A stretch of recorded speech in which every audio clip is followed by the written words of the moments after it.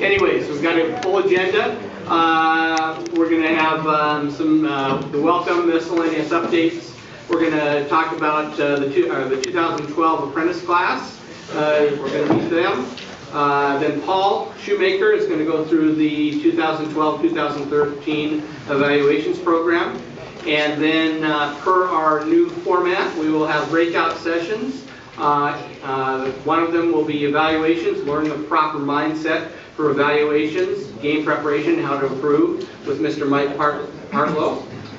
We will have a breakdown of video and plays to examine how crew gain best position to make calls correctly with Tyler Olson and Aaron Wood. And we will have this session will only be done in the second rotation. It's only going to be done once. If you're interested in mentoring or finding a mentor, I will be conducting that session myself specifically. So welcome. And just some updates. The WOA test is now available at the WOA website. You must complete and pass this by December 1st. If you have any issues accessing the test, please contact our membership chair, Mr. Rodney Thornley.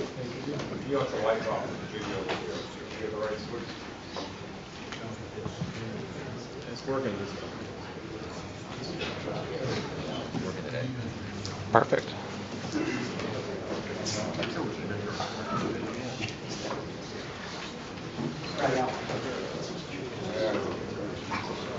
Thank you, sir. Appreciate that. So get that test done. Otherwise, I believe we don't get games, right?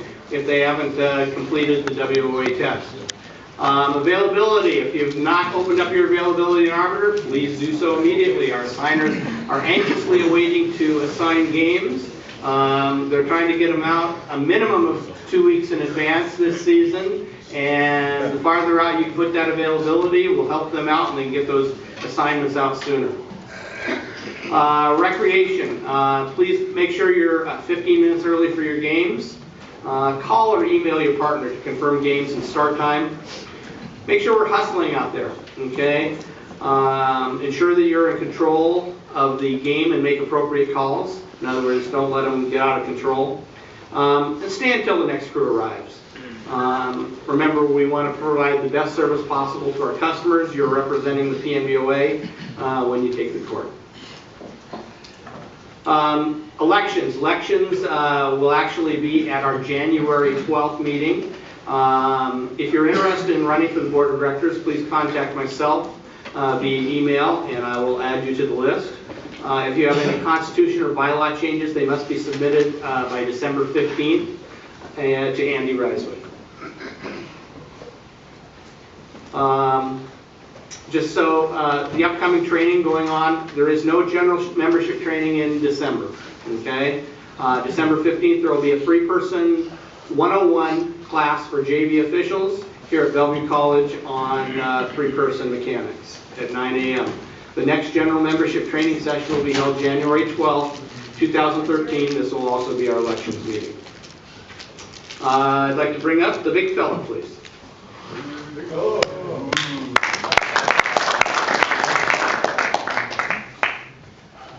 I just have a few things. Observations start on Tuesday the 27th. All varsity games that start at 7, 7:15 or 7:30 has a JV game in front of it. And those are the games you need to make sure that you do the evaluation on.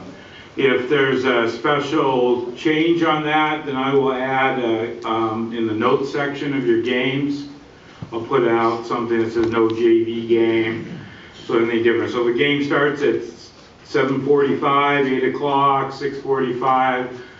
You're not required to be there for the observation if there's a JV game in front of it. Most likely there'll be a girls game in front of it. So it's 7 o'clock, 7:15 to 7:30. The CMON League has gone to a Wednesday, Friday schedule. So in the past 2 years ago, they went to 2 games on Tuesday and 2 games on Wednesday. So now they're playing all their games on Wednesday for both boys and girls. They're not playing stacked, they're playing them in different sites. So I will have, if you don't do girls basketball and you're available Wednesday night, make sure you open up your availability because I will have varsity games in the CMON League. JV 3-person. This is how it's going to start out this year for the first time. We're going to try to do it on non-Tuesday, Friday nights as much as possible. What we're going to have is a varsity official will be assigned to work the JV game 3-person with 2 registered officials. Varsity official will not get paid double travel. They'll get paid for the game fee for the JV game, which is split 3 ways. And they'll get paid for the regular fee for the varsity game.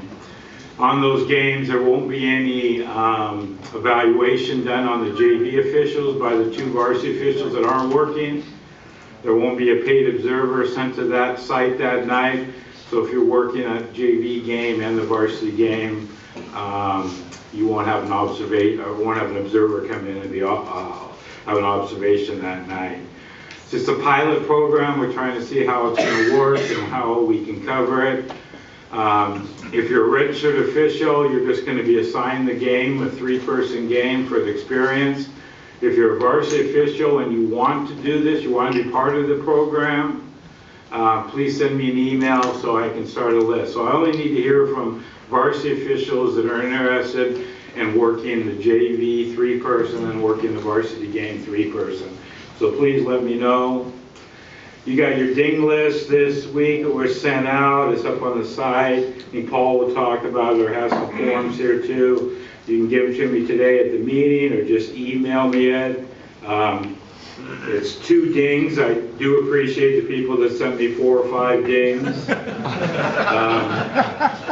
So I tried to see if I should go by alphabetical order, but I guess 1 through 6, I guess 6 is.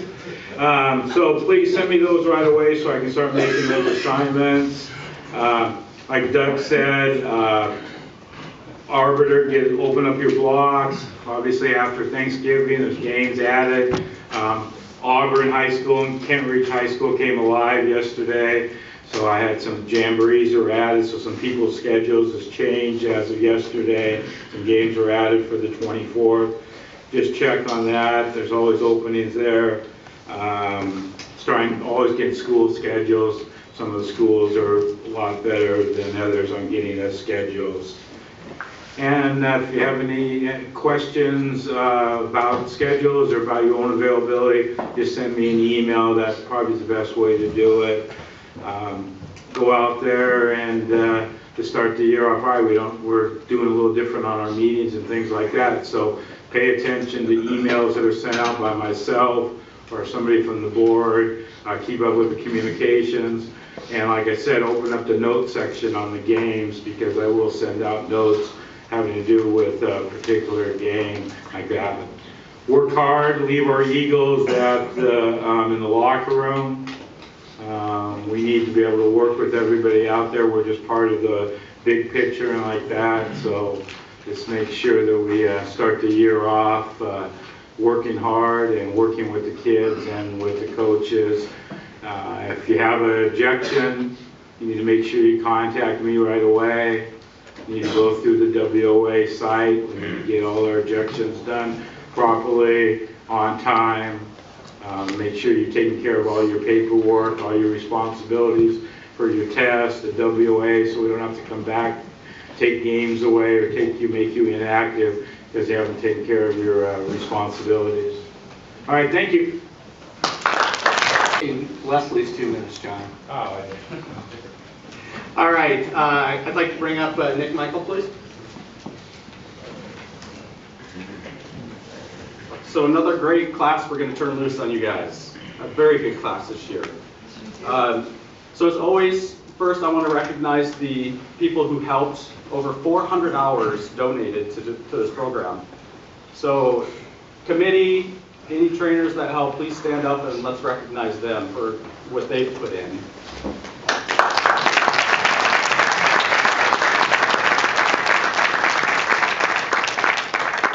Couldn't do it without you guys.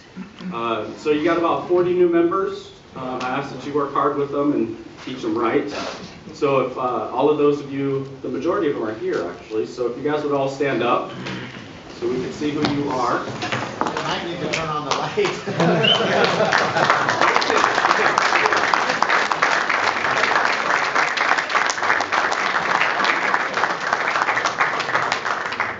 Yeah, that's about half of them. So you guys got a very good crop coming out this year. I think I say it every year, and I mean it every year. It gets better every year. These guys are fantastic. So enjoy.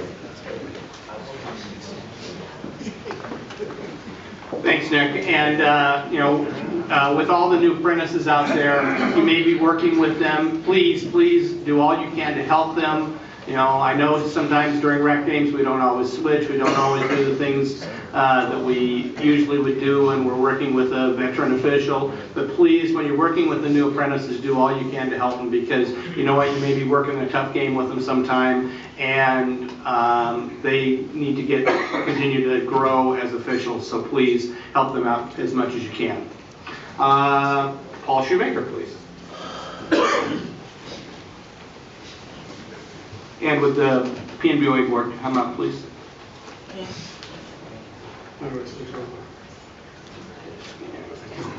Okay.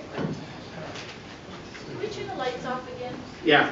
Thank you. Or just the front ones, just so Yeah. it shows up. Thanks. Thanks, Victor. No problem. That's why I'm here. Good job.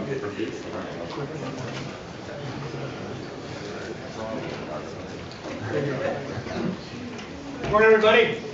Next time somebody says that you're next up on the board vote and they need somebody on the evaluations committee, run. So I'm going to go through this pretty succinctly. Probably the best way to do this is let me do this once, and then we got questions. We'll drag them in at the end. A few goals for you guys to know out for this season. First of all, is just to continue to upgrade the quality of our refereeing, not just to evaluate, but also to teach, and not just at the varsity level, but also at the JV level. Secondly, is to make sure, the game keeps changing. Are we doing things that change to and adapt to the game in our forms and in how we do evaluations? And thirdly, I think we always want to keep PNBOA as a leadership organization. We're a great, respected group in the Northwest, and we want to keep it that way. So the team is, just to get all the folks involved in this thing. Some of you know Mark Cook. He's been the head of our evaluations now for the second year. He is a great guy. He has taken our level up another notch. We have taken him, his recommendations. He trains the refs. We've sort of given him the directive this year to give even more feedback to the paid evaluators. So everything Mark does takes our game up another level. The committee with me is Greg, James, Will, and Jeremy, and they've given some great input into this. I work with Mike with SOWB. We try to do everything to kind of sync up the two organizations. Doesn't always fit, but more things did this year, and the form is exactly the same for the two associations. And obviously the board oversees and approves the evaluation manual. So major thing for this year, I'm going to do is I'm going to hand out one copy of each of these, and then we got copies at the end. So if you guys would take one and pass them up. Yep, would you please? Take one and sort of pass them up behind you. So as you're getting that, I'll give you an overview. So first of all, it's a different looking form. There are not dozens of check boxes.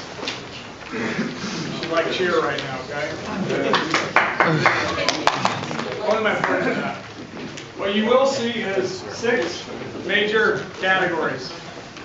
The goal here obviously was to simplify and to clarify so that not only do the evaluators but you as officials know what really matters. So a lot of this is the input from Mike or Mark. Some of this is input from our 2 SOWB and POMA committees as well as the board. So a lot of thought, a lot of thinking went into this. Again, the goal is simplify and clarify, not only so you get good feedback or get good evaluation, but so that you get good feedback in the teaching tool. If everybody doesn't get one right now, don't worry, look on with somebody. We'll give you handouts at the end to take with you. So what you're going to see in front of you is 6 categories. 6 categories. And they are weighted. And it's very much meant to say what matters to being a good referee. Number 1 is call selection, get it right. That's the number 1 goal. That's 25% of the weight. The next 3 things each carry 20%. Game management, positioning on the court, communication. 10% of it's the rule book, know it, apply it. The last 5% is appearance and fitness. The better you do on the first 5, the less that one matters. Okay? So, within each of those 6 categories, you can see a lot of sub-points that articulate what each of those categories means. But what you're going to get at the end of each game is evaluations in those 6 categories. And there's 4 levels in each of those categories. There's 3 in one of them. And then you'll get comments and you'll get diagrams in that right column. The goal of the course is the evaluator doesn't have to sit there and think about that checkbox, checkbox. They can really sit and concentrate on 6 aspects of your game and watch you and give you feedback in those 6 categories of your game. When you guys use this evaluating, it's the same thing you use to evaluate, of course, JV refs. 1 or 2 things to clarify. One is that the rule here is to check 1 box. Okay, you can check 2. Please try not to. Please try to be straightforward in your feedback. If you really got to check 2 boxes, what that means is you think it's right in between those 2. Right? It doesn't mean you're not afraid to tell them they aren't as good as they are. So try to check 1 box in each of those 6 categories when you give feedback to JV refs. Try very hard to do that. Okay? All right. I will stop here for a second. Are there a couple questions on this form, or the strategy, or the thinking? Is there a minimum score when you add up all the points? No, we'll get to that in a second. So this is on the next slide. The scores will be lower. They will be. Right? Just the way the math works on this thing. So it's relative, not absolute. And there will be more of a spread between the numbers. So just know that. Other questions? Paul. Yep. 2 nights ago, some of us attended Mark Cook's evaluation clinic, and Yep. one of the things that was talked about is that the checking of 2 blocks sometimes can leave a perception that we don't know what we're going to get. Because if I get 2 boxes checked, I always will think I score at the higher level.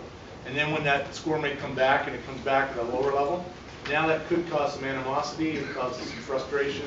So one of the things that was thought and said that night, I'd rather be scored at the middle score, even though the evaluator thinks I'm higher, and he can always move me higher rather than lower. Is there any thought or any further discussion on that? Or?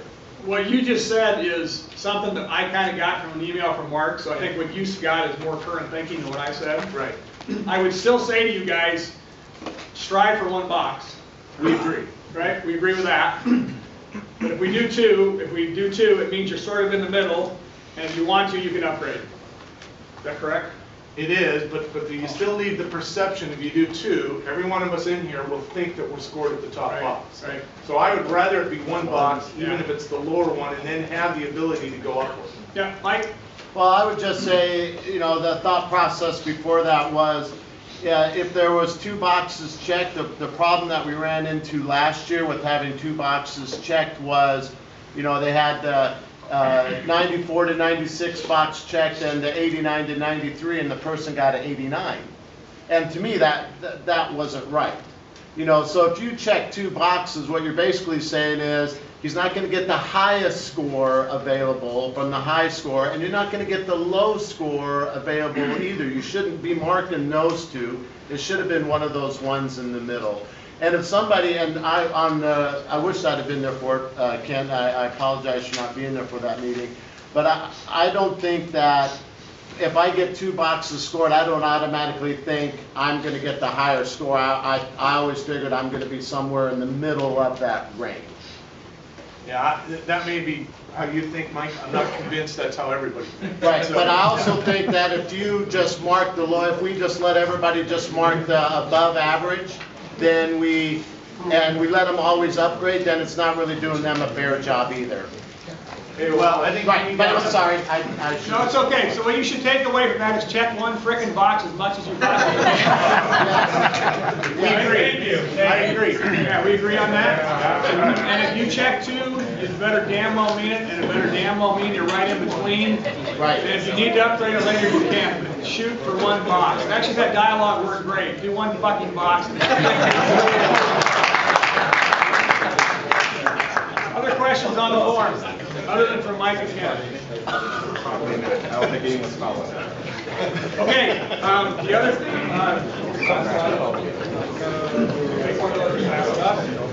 the last couple notes, what I'm handing out here is a list of all the paid evaluators.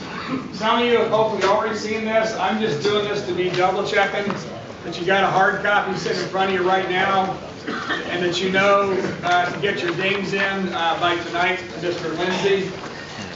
A couple overall notes. I just said this, the scores will be lower, the spread will be greater. The spread being greater actually should be a good thing for everybody, all right? As you'll see from this list, we've added several new paid evaluators this year. We're trying to increase the overall quality and the training. We're just trying to raise the game in every way that we possibly can, starting with Nick's apprentice training to every level of referee. And another way that we do that is we make sure we keep the evaluators fresh, and we bring on new people, and we train them more and more, and we raise their. So, on the 15th to Mark's training, which is the same thing you did for paid evaluators, which we would recommend that you do as a varsity ref, so you know how to better evaluate JV refs. All right, Mr. Williams taped it. He did a really nice job. It's at that URL if you want to kind of copy that stuff down, or just go to YouTube and type in PNBOA Evaluator Training 2012-2013, and you will get the tape of the session that Mark did for paid evaluators. Or just check your email that Tim sent a couple days ago. The link is on there. And Craig, you watched it online. I did. Comment on it? I did. I think I'm over here. That's right. I thought it was. I thought Mitch did an outstanding job. I thought that the only thing I would recommend is that you would have this form, because you can't see the fine print up on the screen. I fortunately had the form, so I thought it went well. I think it's a great opportunity. You missed the original session. So, but get that. Either way, get that. Again, this is part of raising everybody's game. The updated evaluations manual is online. Just a heads up for next year, a couple things we're thinking about. One is to do 2 paid evaluations for each JV ref each year. WB already does that. We should be getting to that for PNBOA. And we sent out the survey to you guys on doing video this year. We got close. A few of the logistics don't quite work. We will do it next year. We will start it next year, just so you all know. The feedback was 84% either somewhat or positive or very positive. 9% of you all hated it, and 7% were in the middle. So the feedback was pretty strong, and the 9% that were negative, we did hear your feedback and we wrote it down. So when you leave today, the new forms over here, do me a big frickin' favor. They're laid out, you know, crisscrossed and stacked. Take one bunch, all right? Just for varsity guys. Just for varsity guys, okay? JV guys, don't worry about it. You'll get yours. I think we got enough. I know we got enough for January. We might have enough for the whole season. If we don't, I will deal with it. I'll get more made. But take one bunch. There's about 25 to 30 in each of those bunches. They stick together a bunch, so just trust me. There's about 25 to 30 in each of those stacks. So take those with you. I'm evals@pnboa.org if you got questions. Anything else? All right. So let's go. Please do not inundate Mr. Lindsay. If you are a JV official, you do not need to ding anybody. Paid evaluators are for varsity only. If you are a JV official, please don't send John a list of who you don't want to evaluate it. You want them evaluated. So I just want to personally thank Paul Shoemaker. He took over midstream when Mr. Saito moved to Hawaii, and has done a fabulous job putting everything together. And I think he deserves it.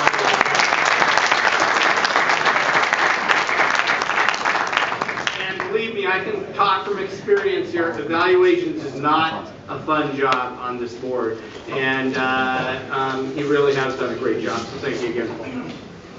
All right, so we're ready for breakouts. We're going to take about 5 minutes, make sure everyone's able to get set up.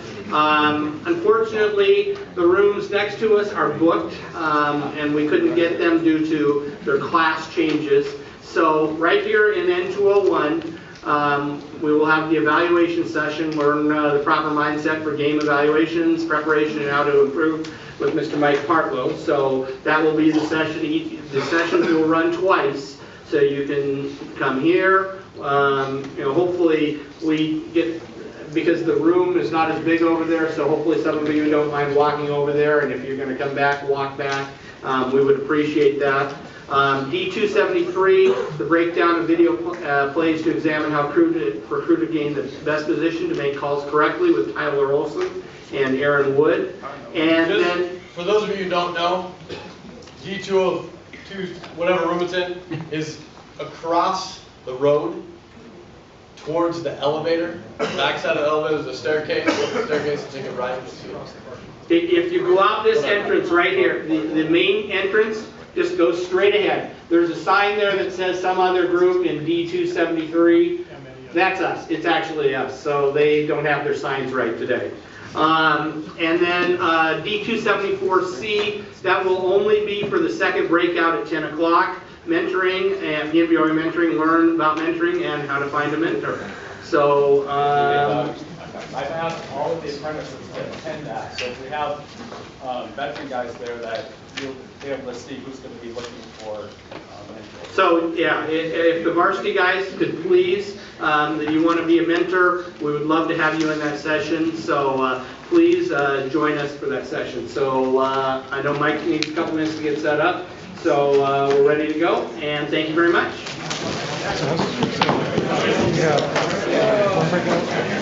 Three separate breakout sessions. Okay.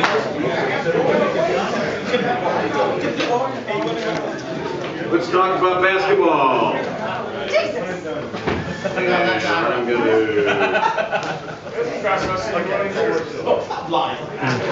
For many of you, this phrase, if you do football and such, but honestly, football is a collision sport, basketball is a contact sport. If you haven't grasped that, then this is really going to be a tough season for you, okay?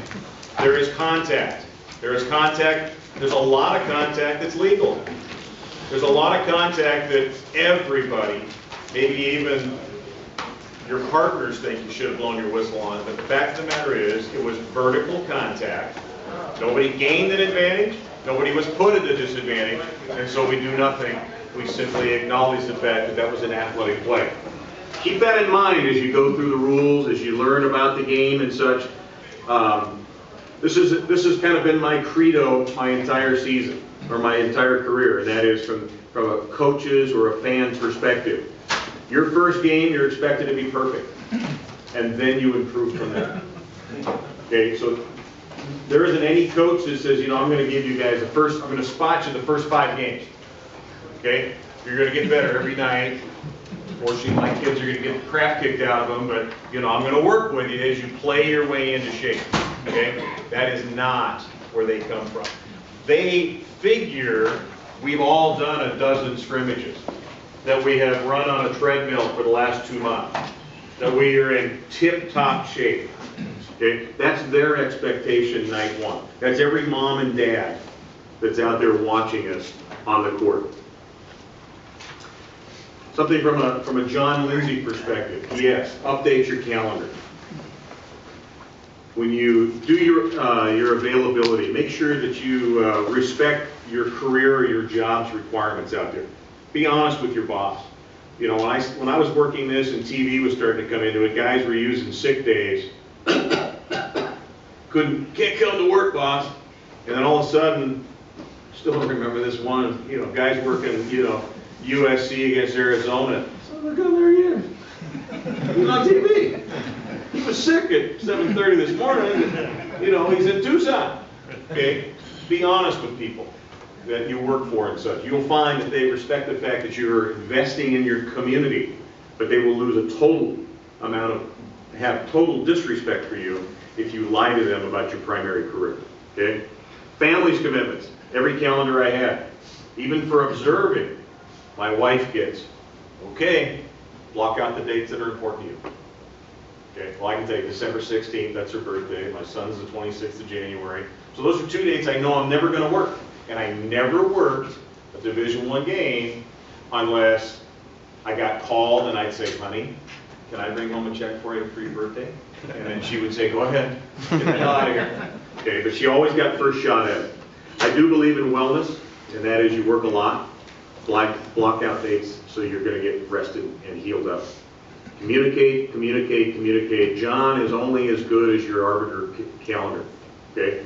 And he will schedule accordingly. So if you fail to do that, that's the last thing you do, then you're probably going to have challenges with regards to your schedule, okay?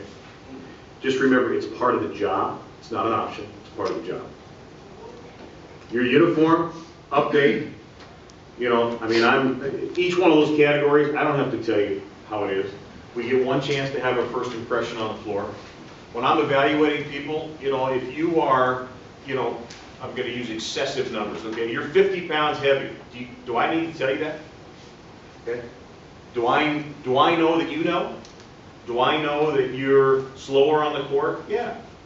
I mean, I think we probably all understand it. I don't think I have to be rude and bring that up. I just hope you have your expectations in line, okay? You're not going to be the next Division I star, okay? You will never get there, ever. Just look on TV. Those are guys who are now physical specimens, okay? It is not really a young man's sport anymore.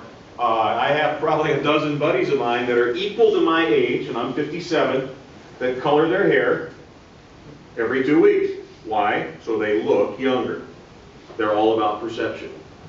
And they are much older. Actually, a couple of them are much older than I am. Okay? You know, guys ask me all the time where I got my stuff. Hey, I'm not a living advertisement for Honix, but I got to tell you, that's where most of my college buddies do. Okay? Now, why? Because for years I've had a muscular ass. My wife would say a bubble butt. Okay? And I have muscular thighs. I went to Honix for one reason. They have an athletic cut. It's bigger in your ass, it's bigger in your thighs, and if you ever get hurt, anybody ever had an officiate hurt? You got to put a thigh wrap on and you have that nice pair of slacks that are really fitting, put a thigh wrap on and they won't fit anymore.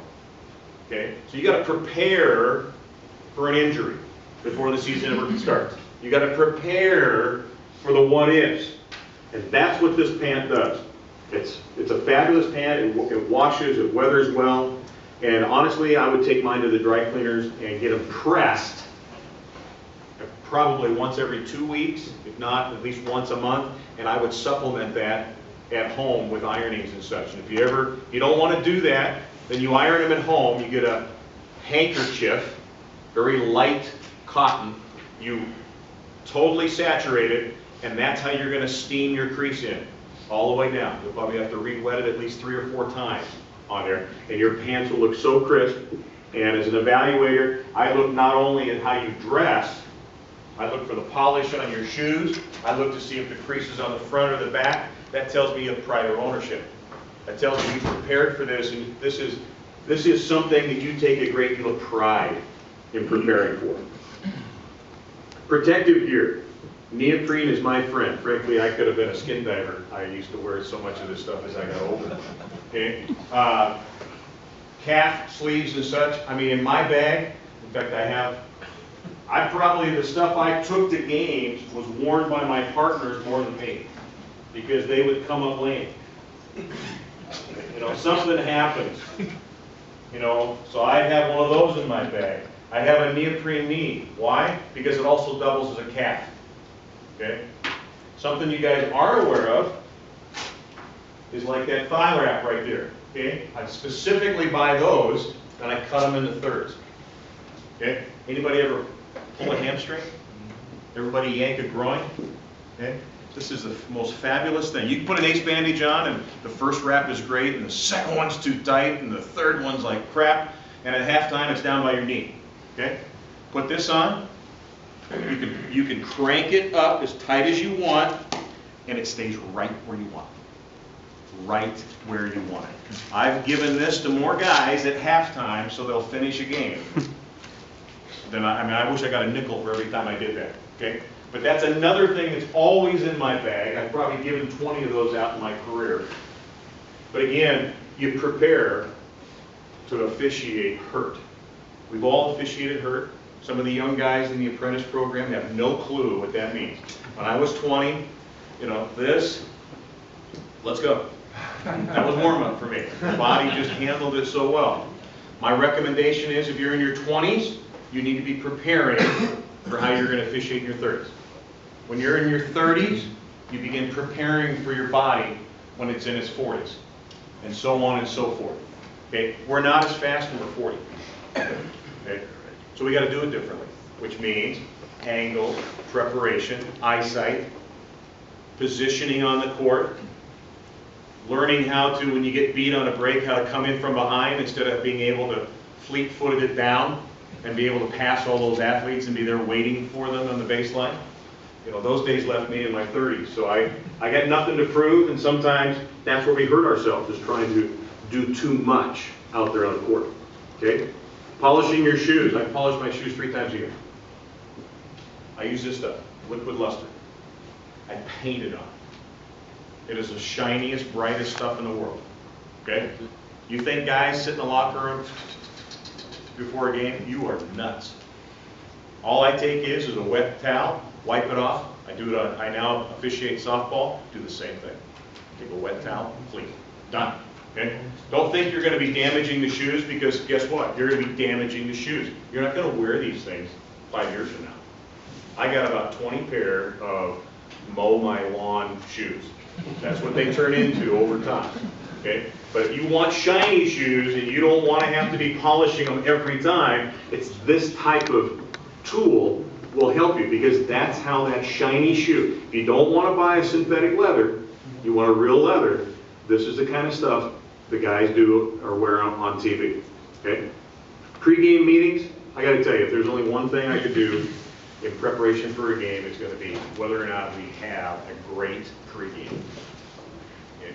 And this is where the expectations are set. But far too often, the veteran official dominates. And you don't get the camaraderie going in the locker room. And then when I watch you on the court, I'm sitting there going, whew, boy, that must have been a real sucky pregame in there, because there's only one guy making calls and 2 people who are kind of shy. Okay? So you, as lead officials, as crew chiefs, I encourage you to learn communication skills. And that is, when you're talking about different types of items, I take my rule books, I have a binder. Every year I have a binder with me that goes on the road. You know, we're hot and sweaty. I create a format such as this, with slip sheets, plenty of them. So when a league newsletter comes out, boom, it's in there. It's in its own section. So when we're talking about stuff, or if the league says, hey, we need a point of emphasis, you know, mid-season, because the coaches are all going crazy, boom, let's say, hey guys, are there any update? Oh yeah, we got an update from the league on here. We're working the Kinko League, and this is what they want. Because guess what? Every league may have its own little idiosyncrasy. When I worked in the West Coast, the PAC, and the Big West, I had 3 different sections. Because each supervisor had a different requirement of what we did on the court, how we conducted ourselves, and how we communicated with coaches. It isn't a set of rules, and we get to apply them. It's who's our boss, and how do they want us to game manage the game out there on the court. Okay? So from a communication standpoint, if I have a young official with me, or 2 of them, what am I going to talk about? First of all, I'm going to talk about, if I get them involved, and say, hey, what's your first name? Chris. Chris, what's special for you? What do you like to think about before you go out on the court? What's the one part of the game that you always either think about, you worry about, but you want, it's going to be top of mind? What's that? Game management. Game management, that's great. So I will immediately, my pregame would be, so Chris, why don't you tell us your version of game management and what you wanted us to be thinking about, okay? And then Chris will tell us. He's telling us. And then we get to add or enhance something else. It's not a speech from the crew chief. It's, gentlemen, sir, your name. Randy. Randy, You know something, last night I had a game where we had the blood rule. Why don't you tell the crew here how you see the blood rule and what we need to be looking for and how we should be reacting to that as a crew. Boom. Randy's gonna start telling us some stuff, okay? Hey guys, anybody here in the group had a fight in the last couple games? Somebody may, oh yeah, God, I had a terrible game the other night. Great, let's talk about the fight rule, okay? You know, and we'll go to somebody else, you know, and we'll flip-flop back and forth. And then if the group hasn't touched all the things that I, as a crew chief, want to talk about, then I throw mine in, okay? Then I throw mine in. I probably scared the dickens out of a guy working a small college game when I basically just said, okay, I mean, he literally was there ready to take notes and stuff, and all of a sudden I said, well, it's your pregame, go ahead. He was not prepared at all. He had nothing. He was there to listen and not participate. And that was probably the best lesson that he learned from there. We had subsequently worked a few games like that. He was much better down the road. But I just say that it's our job to create the crew environment in the locker room. And then we'll have a fabulous game out there on the court. Okay? You know the timelines, this kind of deal. Are those hard numbers? Absolutely, absolutely not. The only one to me that's hard is what? There's a time up there. Get the books by 10. 10, yeah, the 10-minute mark. That's a hard rule, okay? You know, now honestly, there is responsibility for a scorekeeper. If the scorekeeper's kind of got the, you know, for the home teams, kind of got the book over here and, you know, doesn't really know what's going on, and before you know it, you go, hey coach, I don't see, you got your, who's the scorekeeper? Well, guess what? What's one of the new enhancements to the rules this year? Striped shirt. Thank you. Because there's more than one, can't say dishonest, maybe jaded scorekeeper who literally at 9:57, hey ref, you know, they didn't put their roster in the book. You got to tee them. Huh? We're not going to do that. Not when he is a contributing part of the problem. So we have to be wise about that and understand it. There are people that are very motivated beyond, you know, just the, with coaches, honestly, you know the young man's name, Danny Monson, who's down at Long Beach State. His dad, Don Monson, was the head coach at Oregon, okay? Don Monson would walk on the court when the horn went up. There was no 2 minutes to introduce yourself. That was his way. If you didn't make an effort to go down there and say, hey coach, how you doing, have a good night? Okay, if you didn't do that, you were an a-hole right from the beginning. That's just the way he was. He wanted to push the envelope. Right from the beginning, the ball hadn't even been thrown up. But that was his technique. You know, and I worked with some senior officials that said, screw him today. We're not going over there. You know, well, let me tell you, that was a long 2 hours when we didn't do that. Pre-game meeting notes, we talked about all the different items on there. Again, just by having it in print. In my pre-game notes, I would create 3 of these. Okay? One was blue, mine, 2 red. Okay? So we're looking at the same stuff. Hey guys, we need to talk about jump ball? Don't think so. Okay? But if somebody wanted to, we would. Somebody wants to talk about free throw mechanics or what's new on that, all that kind of stuff, we'll go through that. But this is a checklist of reminders. It's not intended to be a 2-hour lecture. It's let's talk about some stuff and have a visual cues as to what's happening on the court. This is a sample, and I've actually included on the zip drive here. I had a 2-page notes, and I included it here so that you guys, if you wanted to, for the college guys, it's my last one I had for college. From a high school perspective, it has all the different categories. You would just need to edit it. It's a Word document. You can edit it for the high school rules and such. I laminated it so it would withstand sweat and stuff in my bag. It would resist the temptation of being, you know, crinkled up. But these are the notes I would type. I would type these every year. Okay? Why? Because that's the way I learn. I learn by reading, seeing, typing. It's here. Okay? If I don't touch all 3 of those kind of activities, guess what? The retention span for me is a little shorter and shorter and shorter as I go through there. So this is a an idea for you, especially when you're working with young officials. Do you have the time to go grab a rule book and then find it? No. So I would sometimes copy and paste sections of the rule book in there that I knew would constantly come up in discussions throughout the season. And because of the format I used, I could add a page, delete a page, edit a page at any point in time through the year if I thought that what I had written down was misleading, was not really telling the story that my audience, I wanted them to have. Okay? Toughest call in basketball. A few choices there. Did I miss any? Traveling. Traveling's tough. Apparently so. Yes, I'm sure there's a few coaches that would disagree on that. Let me just talk about traveling. It's a very good point on there.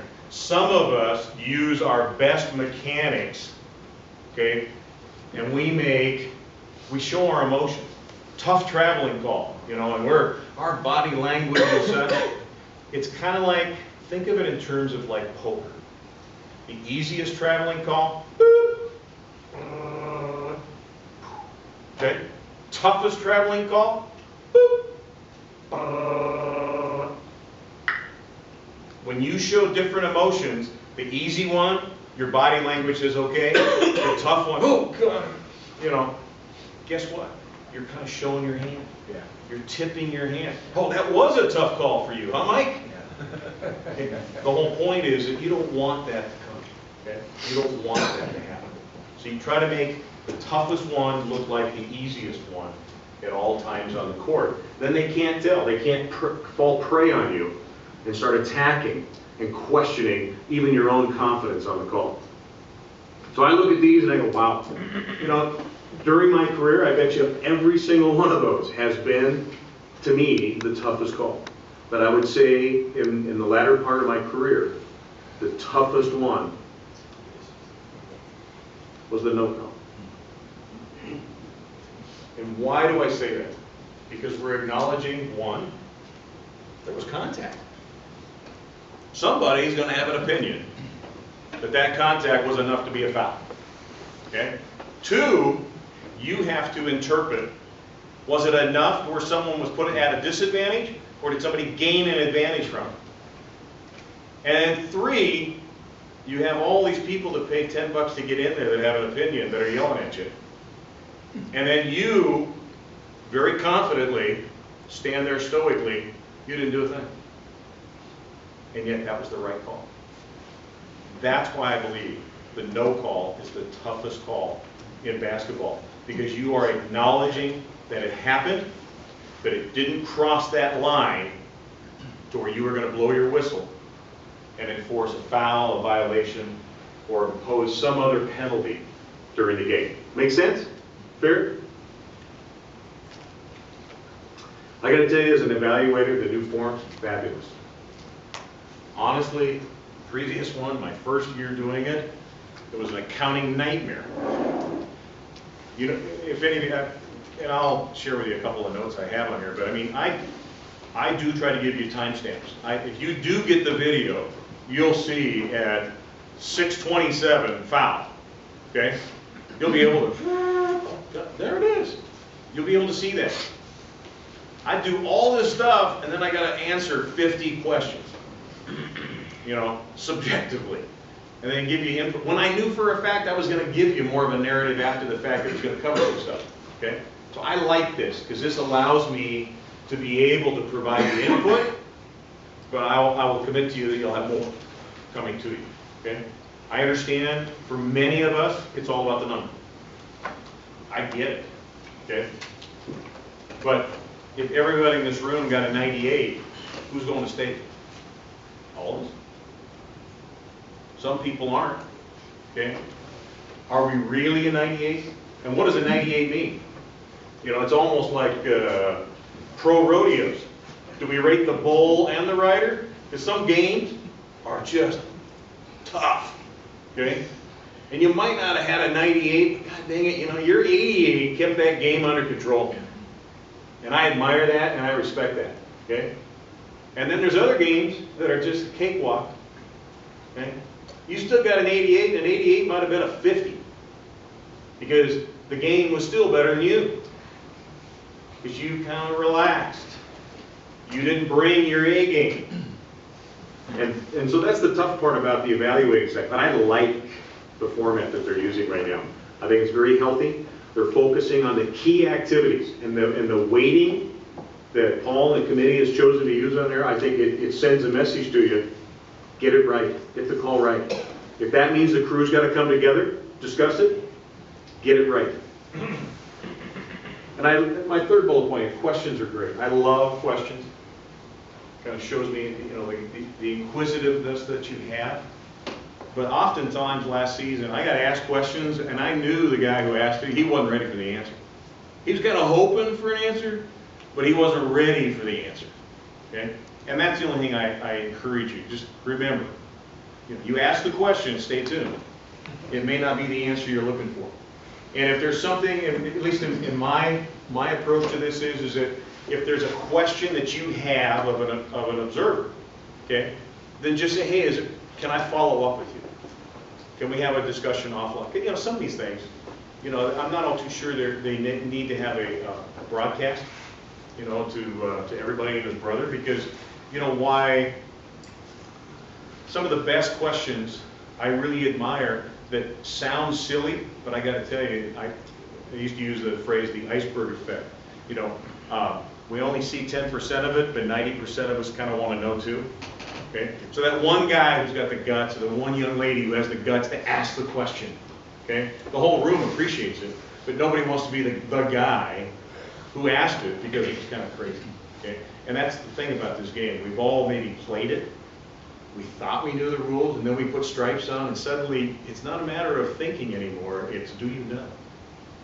Do you know empirically what the rules are? Can you enforce them consistently? I would rather you be bad for 32 minutes consistently than really great for 8 minutes, terrible for another 8, mediocre for 8, and then you finish kind of in no man's land the last 8. Okay?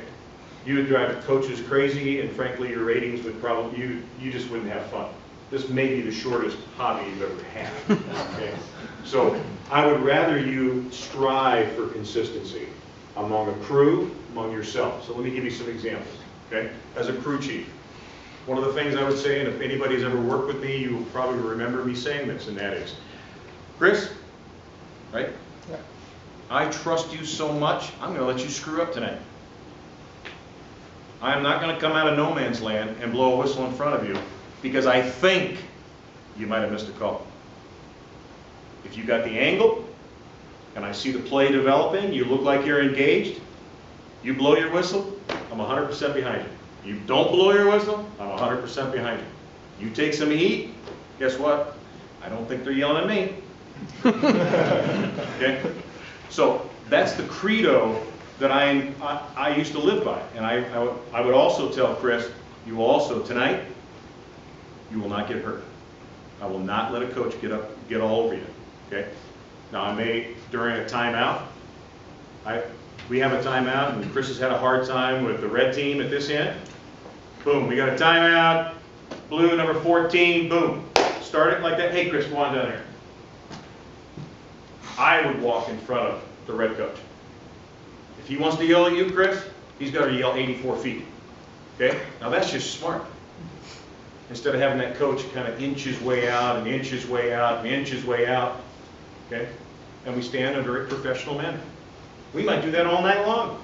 You might have actually figured it out and just started walking that way. Okay? I didn't have to tell you anymore. Okay? But that's smart. That's not shying away from something.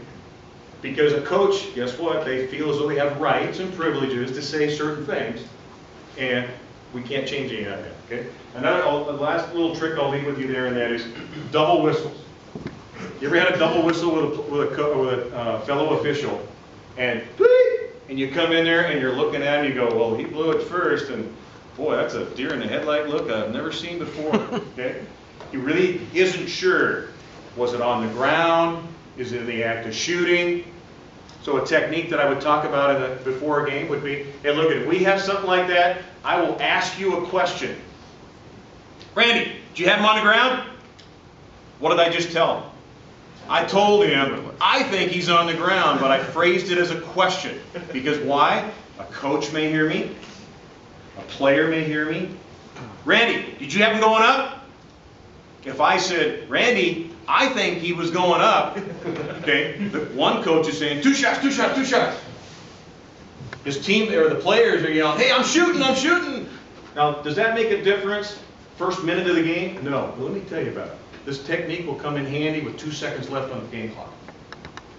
And you have to help a partner. And you got to say it loud enough because the place is noisy. Okay? Randy, did you have him going up? And you're going, oh, God, thank you very much. Yeah, we're shooting 2. Okay? And you know that we're on the same page. Phrase it as a question, because if you're ever challenged, you can say, no, no, no. If you heard me, I asked him a question. Did he have him going up, or was he on the ground? But if you say it otherwise, you will be hung. Because everybody and his brother is going to hear parts of that. Make sure you phrase things as a question, and you get a lot more mileage out of that when you're working with a partner on the court. Okay?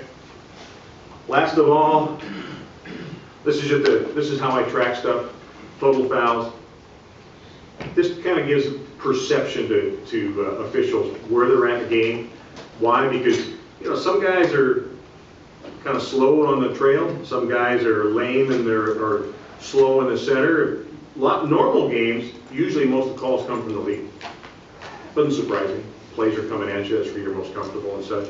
But this is how I track stuff so that you can get a perception. Wow, did you feel engaged as a center official? Did you feel like you were lost in space as a trail? Sometimes suddenly the numbers start to make sense to you there, okay? I want you to understand, as an independent contractor, I was hired 30 times, I was fired 30 times. There was never an evaluation. They owed me nothing. That's what we are. We're a hired mercenary for 11 months, 28 days, then we get fired, and if they want us, they'll send us a letter. Ensure your career expectations. Again, is high school what I want? And damn it, be the best one you can be. If you want to move to the next level, then you got to work at it, okay? You can't wait for somebody to say, do you want to be a college referee? Yeah, now I'll start working.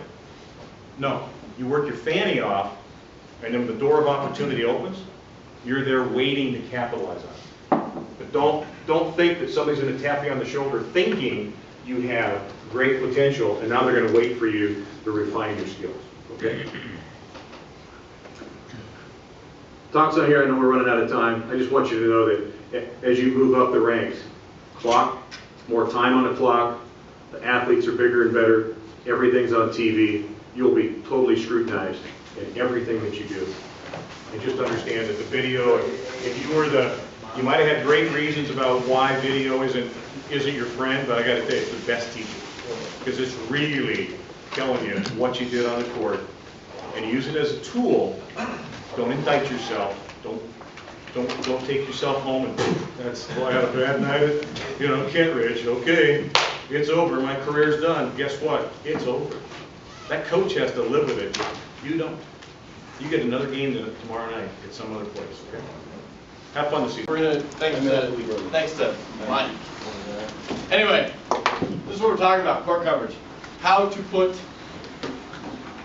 we as a crew team in the best possible position to not screw each other, or to get the calls right, or to make sure there is a call when there is needed one. Broken down into hustle, trust, identify, and patience. Good? Questions so far? Great.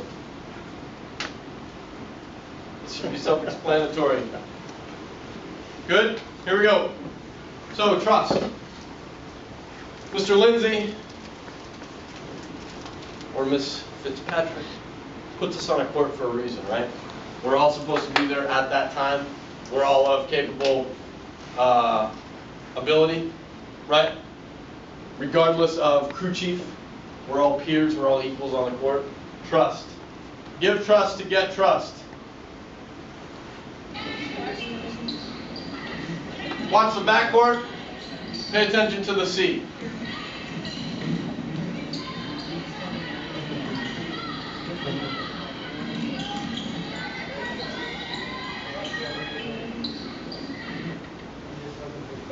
All right, so This C, right here. Who does he have right now? What is he looking at? What should he be looking at? Straight across. Does he have this matchup? Good. I like what he's doing here. This is his matchup. We need eyes back here. So many times, this defender, or this offensive player is going to drop down and set a screen. We need help on that play. We need to see if there's anything going on between these two. So I'm great with this position right here. So we're good right now. Let's see what happens. 1 point. Keep your back to the sideline if you can. This is not officiating, right? This is officiating. Okay? I am terrible at this. Okay? He's walking towards front court, looking over his shoulder. I'm bad. I don't know how he does it. So these players right here, if they're going to come down and set a screen, we need to have eyes on that, and we need to be aware. But if the play goes to the front court, what should our C do? Move with them, right? Yeah. So he needs to come down here and ref all this stuff that's going on. We have screening, we have early offense. There's a shot clock, right? Teams are going to want to get in their offenses and get the thing rolling as quickly as possible. So we need eyes down there refereeing those plays. So I've skipped it ahead a couple points. What is that matchup doing now that the C had? Down there, they're vacating, right? So, pop quiz, do we have a one-on-one matchup in the backcourt? Yes. Do we have a capable trail who we trust that can handle a one-on-one matchup in the backcourt? Yes. Do we have a C who appears not to trust the trail to handle the one-on-one in the backcourt? Yes. Should the trail be over more refereeing this play? No. Yes. Yeah, you should. Maybe. Yes. So we're taught, one, he's almost overrunning it. If there's a quick steal, he's out of position. Two, we're looking at 2 and 2 until we get about here, and then we use our best judgment. Okay? I'd like to see him at about the free throw line. Okay, I'll play it. It's tough to tell from the video, but his eyes were in backcourt? So they were. Okay. The second point about this is, once he identifies that there's a one-on-one in backcourt, he's now trailing 8 players. He's still not in position, right? The first clip was hustle. I don't need to show you a clip of hustle. This is why we hustle, so that we don't look like this wandering to our position. Get there. If there's nothing to do, then stand there, right? But get there. So, right now, we have 2 officials on 2 players, which leaves us with 1 official for the remaining 8.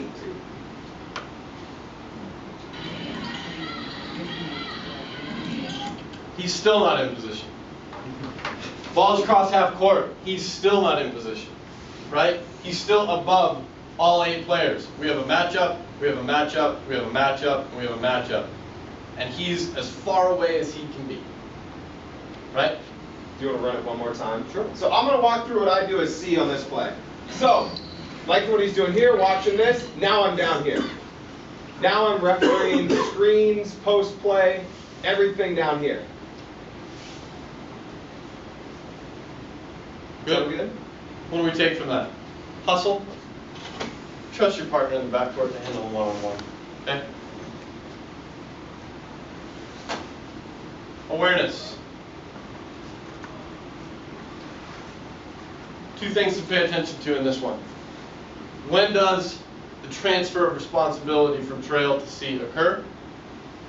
And how does the C essentially notify the trail that she has it? So we call it accepting the play. When does C accept this play?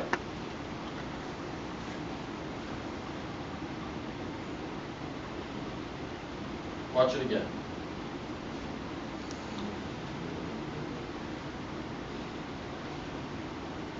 So what I want you guys to look at, we're going to run it one more time. Is there something specific that tells you C has this play now?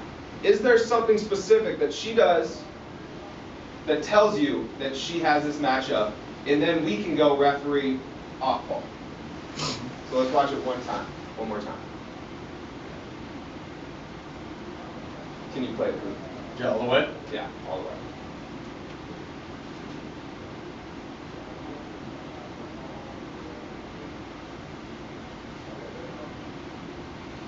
So I'm going to say, if you don't notice anything that she does to accept that play clearly, what would something that she could do? What is something she could do that would tell you that she's on that play?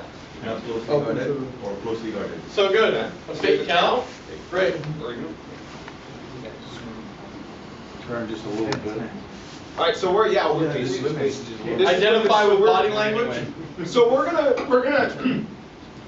gonna with this concept, we're gonna assume this is high school boys basketball, okay? So we can do a count. So a count is a great way of showing, hey, I'm on this play.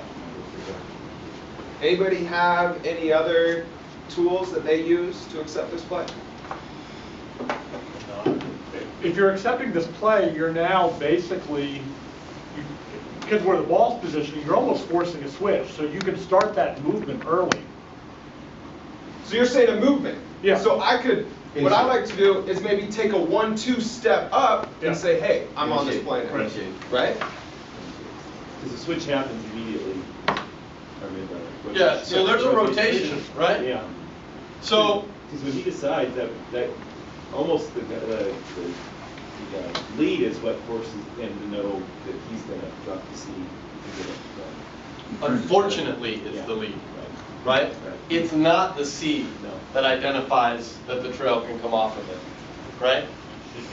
And you can see the trail hesitate to draw. His head turns. Good. So for a minute, couple seconds, we have 4 eyes on 2 players. So the lead has the other 8, right? Thankfully, nothing's happening. So let's watch it again. Tyler, will you walk through when and how in real time? When and how. As the C to pick it up. Okay.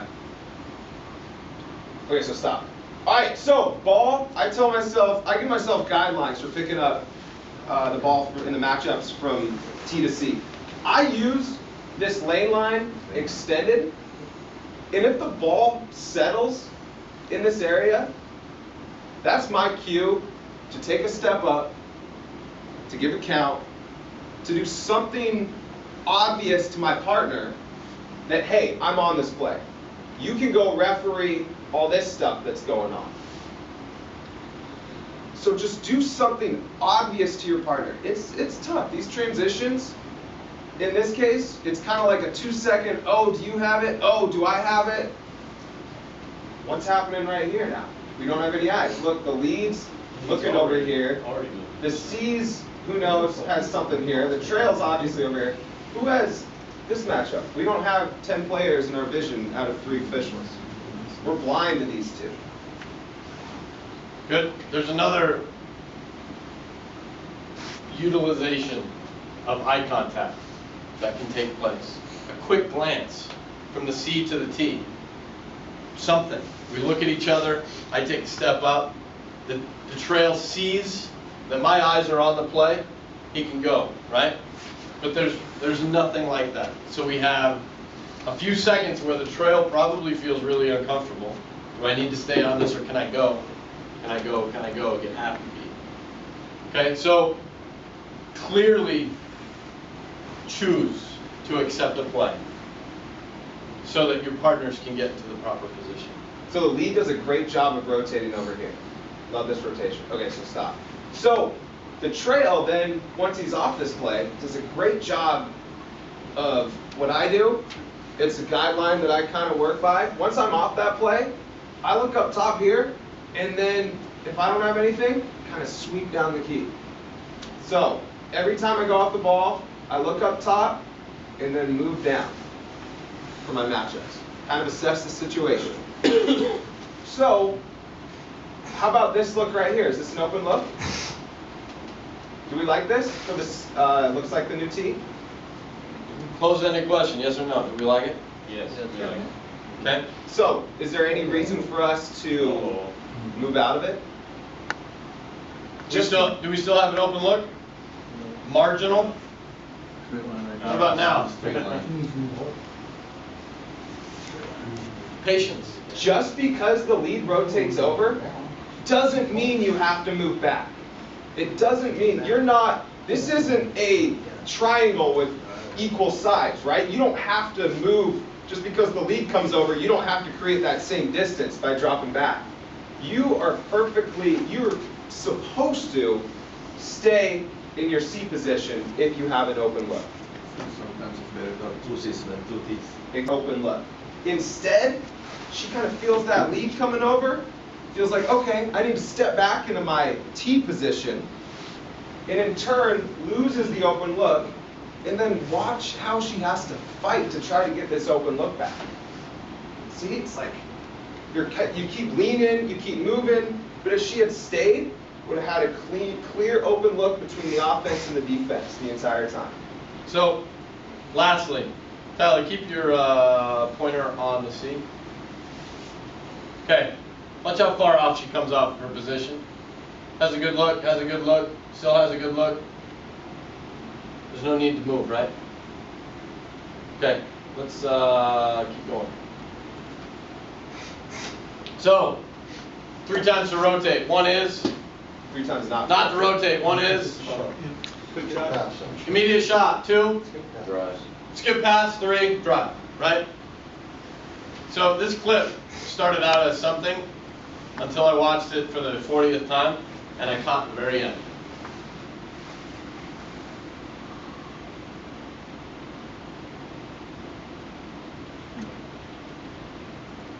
There's 2 things here that happen.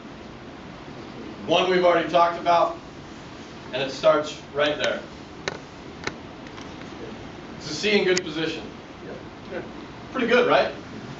No real matchup. Has these middle guys. The lead has this. Trail's got the ball on outside. Okay? Tyler, hold your cursor there, and I'm going to play it. Take a step down. Great position for the lay-in. So he moves, which creates an open gap for some reason, right? He tries to go up. He's got a perfectly good look. So whether the lead feels the pressure, like Tyler talked about the triangle, the pressure to go over because now the C is in the trail position, she rotates during a drive, right? Almost as if she feels force pulling her over there, when it's not the case.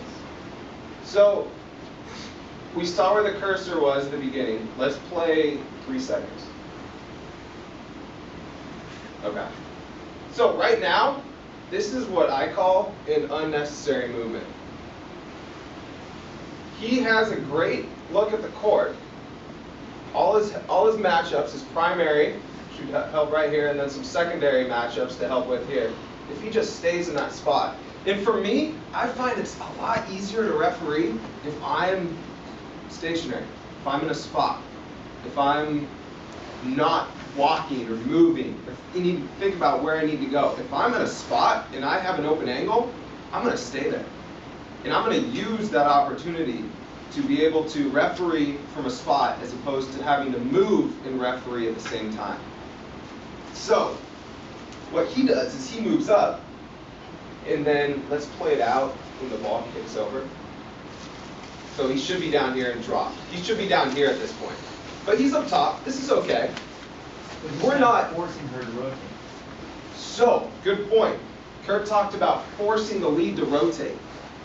So the lead should hang on, before you get there. How many players are on the ball side now? 2, right? So what dictates strong side if we're not following the ball? The 8 players on the other side, right? Okay, go ahead. All right, so this is okay. We're still, might not be our best position as a crew, but we still have an open look at this play. Our lead, I'd like to see pinched down a little bit more. She got caught up a little bit too far outside. So if we're in this pinch down, I'm waiting there, but as lead, I'm ready to go and rotate if this ball settles. But what's going to happen almost immediately on this play? What do we got? A drive, right? So I get to pinch down, and as Aaron was talking about, our 3 times we never rotate, this is one of them, a drive to the hoop. So the important question is, why is that a reason we don't rotate? You're gonna be moving if there's a good ball. It's hard to It's hard pick to up. officiate when you're moving. Right. And we're going to put our crew in a terrible position, all right? So I'm okay as lead, even stopping right here. I see that there's a drive, and I'm moving over to rotate, and I'm like, oh crap, there's a drive, and I'm halfway into the key. I take a step back, stop, assess the situation, referee my primary defender, which is the person in the key, right? This is the lead's defender right here. 100 times out of 100, this is the lead's defender. The trail follows this play. It has this defender, right? The trail has this defender, who we call a connected defender, all the way to the hoop.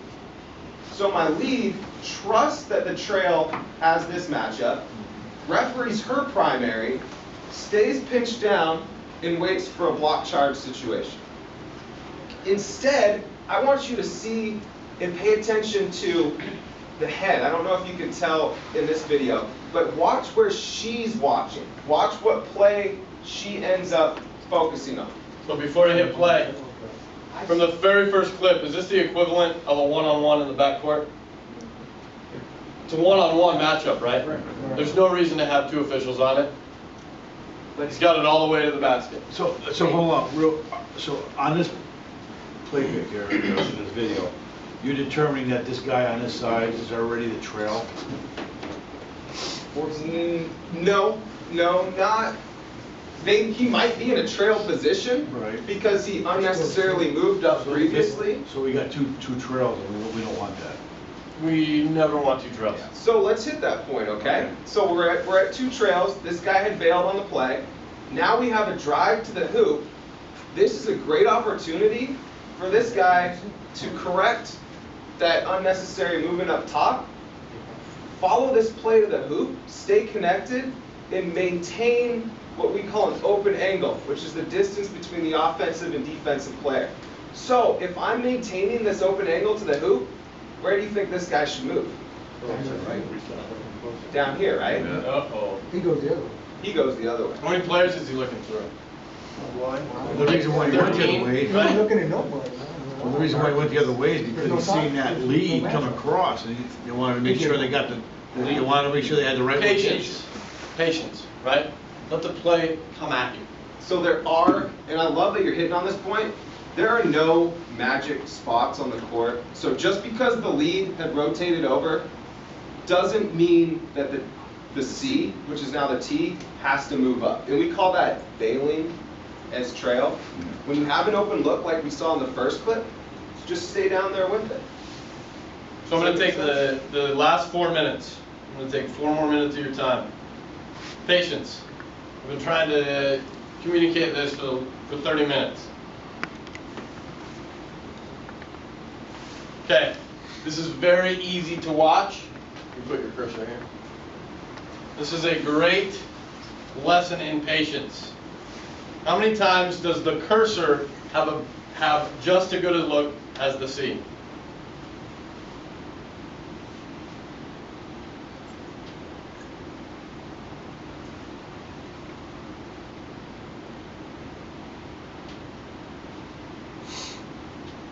So, we're going to pause it on his first movement. So we're good. This is perfect. That's fine, perfect right? Positioning. Free throw line extended, open looks. We're still good. Oh, now we move. For what? For what reason?